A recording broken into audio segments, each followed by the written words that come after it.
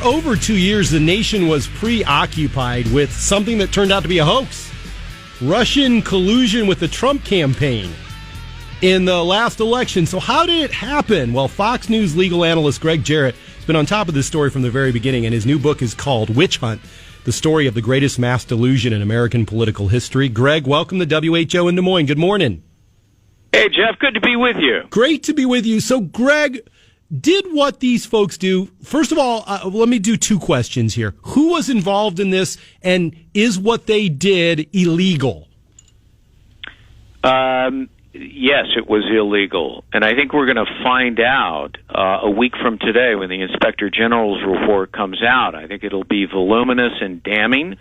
I think there'll be criminal referrals to the Department of Justice. It'll be up to the Attorney General and his appointed lead investigator, U.S. Attorney John Durham, to decide whether to present any evidence to a grand jury for criminal indictment. To answer your first question, who did it?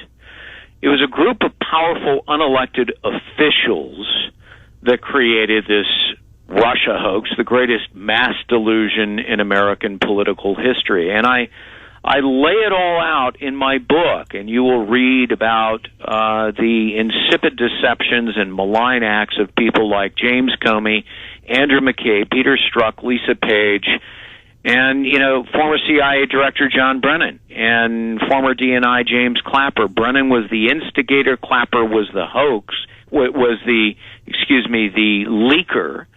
But most of all, the role of Hillary Clinton's campaign and the Democratic National Committee. They commissioned the phony dossier of Russian disinformation, and they sedulously spread it to the FBI, the State Department, the Department of Justice under the Obama administration, and also fed it to the media that accepted it as gospel without vetting the veracity of that document, which, if anybody reads it, is so preposterous it's actually laughable. So I think all of these people should be held to account. Well, Greg, in light of that, you have to be stunned about all of the finger pointing that's going on in Washington right now, with the president saying, I'd like you to resume this corruption investigation that was going on over in Ukraine. And now the media charging at Republicans going, do you accept the fact that the president is asking for foreign interference in an election? Where was the outrage before about all of this? You're saying we've already had foreign interference in an election. Oh, of course, Hillary Clinton and the Democrats paying for Russian disinformation. The president is not paying for anything. He's actually asking Ukraine to comply with a treaty which obligates them. It's a 20-year-old treaty that obligates them in any criminal case to provide cooperation and assistance and information.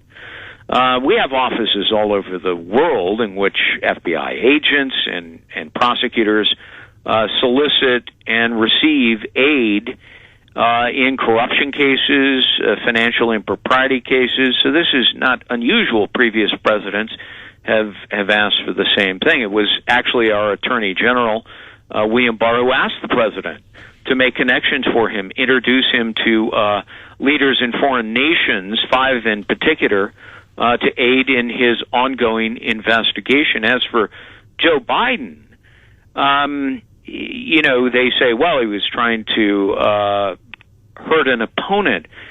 Well, if the president's intent was simply to comply with his duties under the Take Care Clause, if he has any reason to believe that a public official like Biden engaged in a corrupt act, a quid pro quo, which Biden admits on camera, he has every right to say, please look into this. If you have any information, hand it over. Biden doesn't get amnesty just because he's running for president. So, Greg, you brought up earlier this Inspector General report that is going to come out. You think there'll be criminal charges that will result. How much do you see this Ukraine controversy as a blizzard that's being invoked by the D.C. bureaucrats to try to keep your eye off or at least discredit that Inspector General report? Well, I think it's unrelated, and I think the national conversation and the political equation may change dramatically a week from now when the IG report comes out. And then later, when Bill Barr and John Durham finish their investigation into what is essentially the subject of my book, The Witch Hunt.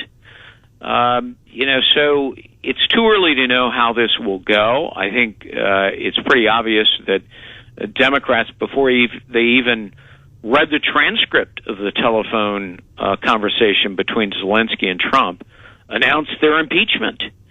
And so, they're getting way out over their skis.